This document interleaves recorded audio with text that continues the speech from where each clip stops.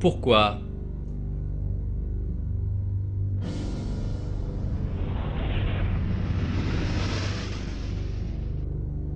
Quelle était donc la raison de ce désastre qui mit l'Europe à feu et à sang?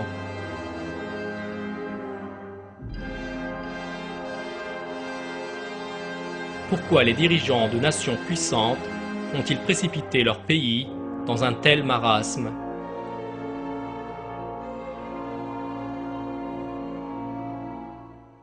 Avant la guerre, de nombreuses personnes pensaient qu'une guerre comme celle-ci serait salutaire et qu'elle était même nécessaire. Ceux-ci firent bon accueil à la guerre. Ils furent même heureux à la déclaration de la guerre.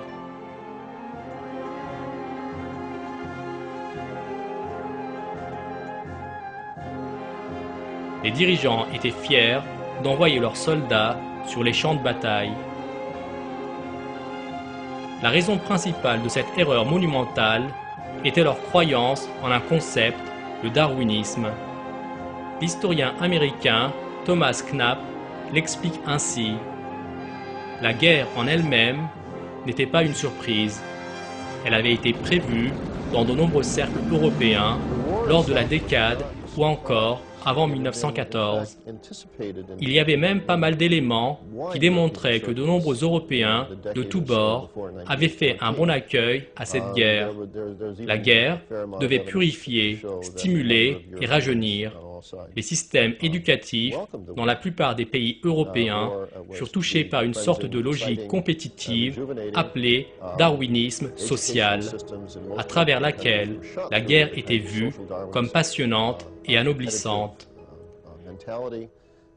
Le darwinisme social n'était rien d'autre que l'application de la théorie évolutionniste de Darwin à la société. Dans cette théorie, qui fut plus tard réfutée, Darwin déclarait que toutes les créatures dans la nature étaient engagées dans une lutte pour leur survie.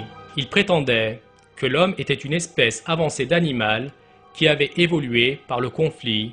Cette théorie erronée, qui ressemblait pour de nombreuses personnes à un fait scientifique, si l'on prend en considération les progrès scientifiques de cette époque, a été le moteur de la Première Guerre mondiale ainsi que celui de nombreux autres désastres sociaux. Les journaux intimes et les correspondances personnelles des dirigeants européens de cette époque mirent en évidence l'influence du darwinisme social sur ces derniers. Ils rejetèrent au profit du darwinisme social le chemin d'amour et de moralité basé sur la miséricorde qu'Allah a révélée aux hommes. Par exemple, le général von Utzendorf, le chef de l'état-major de l'Autriche-Hongrie, a écrit ceci dans ses mémoires d'après-guerre. Les religions philanthropiques, les enseignements moraux et les doctrines philosophiques peuvent certainement parfois servir à affaiblir la lutte de l'humanité pour l'existence sous sa forme la plus brute. Mais elles ne réussiront jamais à l'enlever comme conduite du monde. C'est selon ce grand principe que la catastrophe de cette guerre mondiale est survenue comme une résultante des forces motrices dans les vies des États et des peuples, semblable à un orage qui finit par éclater.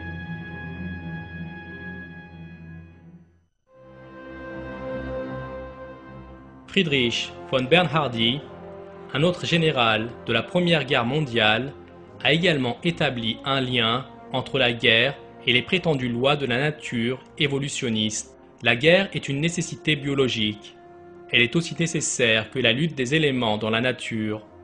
Elle donne une décision biologiquement juste en s'appuyant sur la nature même des choses.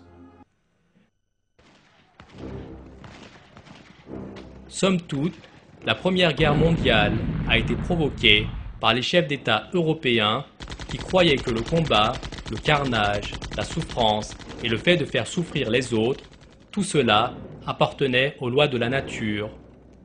C'est la théorie évolutionniste darwiniste qui a entraîné une génération entière dans ses croyances erronées.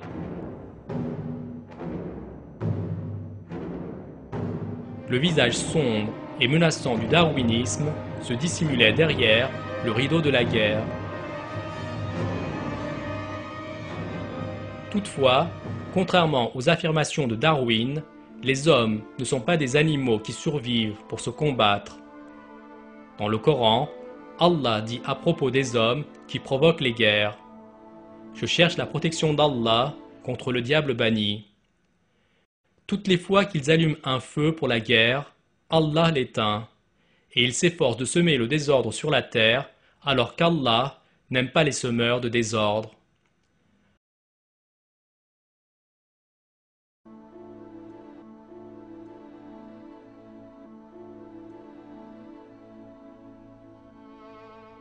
Allah a créé l'homme, lui a donné un esprit unique parmi toutes les autres créatures et lui a commandé de mener une existence fondée sur des bases morales.